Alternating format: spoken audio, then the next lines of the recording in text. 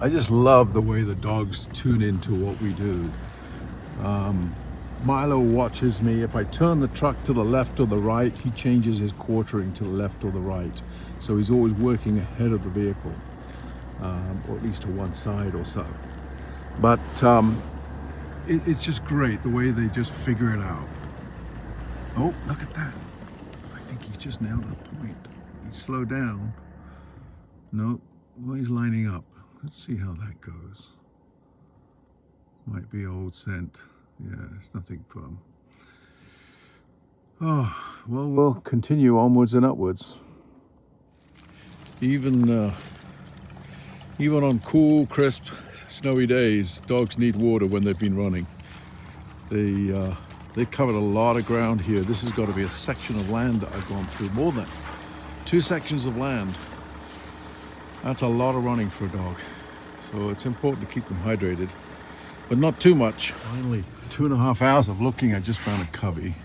I was going around that edge, outer edge, and I see them just about 30 yards, 25 yards out from that bush alongside the road. So I'm going to back up. I'm going to put Wesson up from quite a ways away and then drive back in. And I want to come exactly the way I was around there, because they're going to head down that valley in the distance. And I want them to flush out and go around, and he'll get a shot of them before they get to cover. I'm expecting big things from him this morning. He didn't fly yesterday. I gave him a break. So sorry, buddy.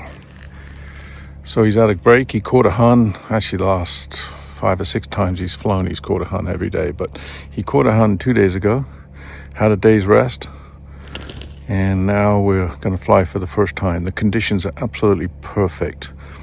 Very little wind. It's 6-7 degrees. You can still see a bit of snow on the ground, but that'll disappear probably pretty soon.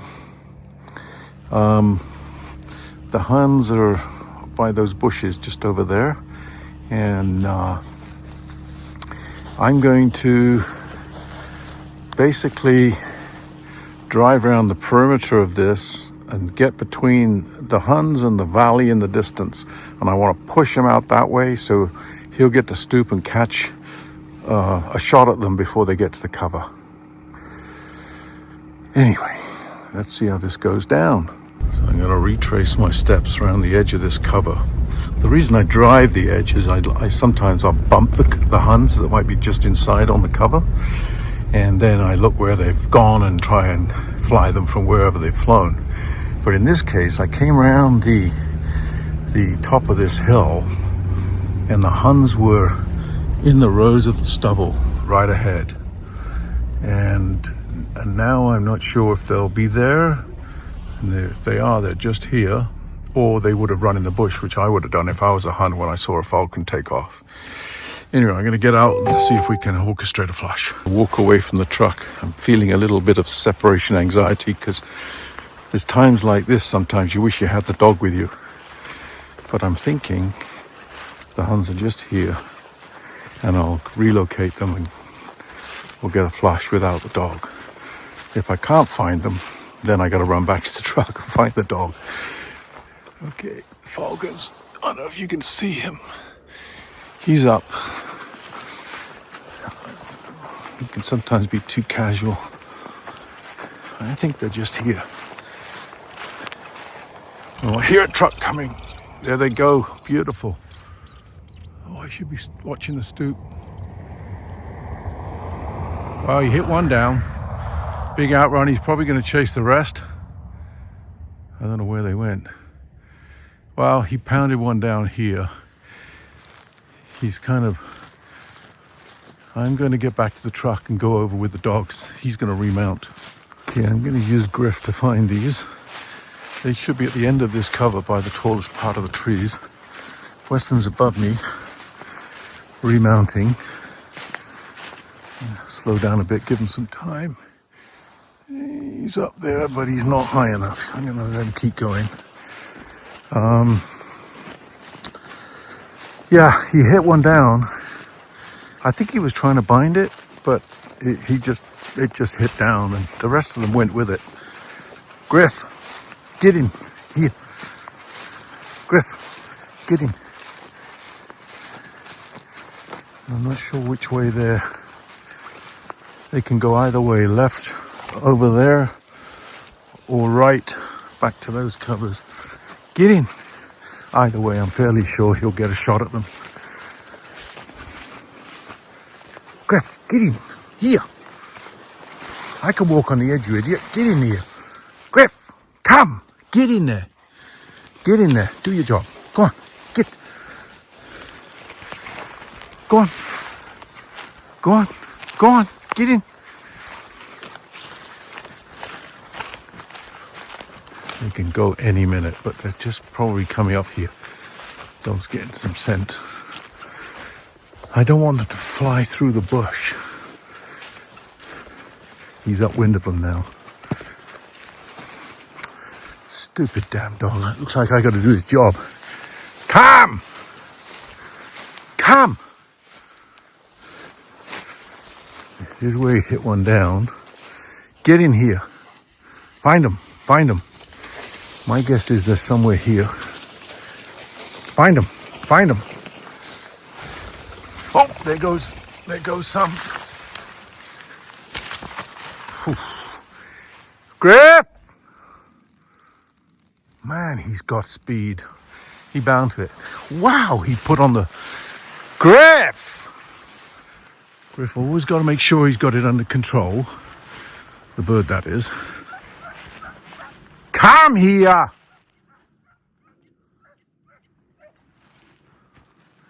Yeah, I can hear the falcon chopping. Yeah. Man, he put on the burners. He hit that hun down. It bounced and rolled a few times. And he came back in on it because it took off and flew. And he Griff barking away there like an excited child. Anyway, the hun took off and started flying to cover, and the burst of speed was visual. I could see him really suck it up. He just bound to it and glided over here. He's on the side of the hill with it.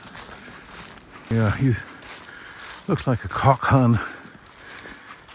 He pretty much wowed me there with his speed. I know he's fast, but I was able to visually see him just suck it up. It's like the hun was standing still. That was pretty impressive flying.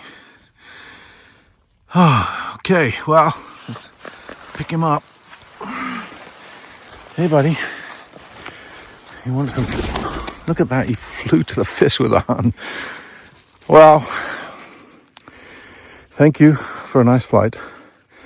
That was 2.5 hours coming, but it was worth it. And he dropped the hun as he came up to the glove. It's kind of strange having a bird that can fetch the hun to you. But as you can see, he trusts me totally. No protectiveness, no possessiveness. He doesn't think he's going to get robbed. Everything that goes on that glove is his. So even though he's got a fresh, live, warm hun in his feet, he flies to the glove with it to be fed on the glove.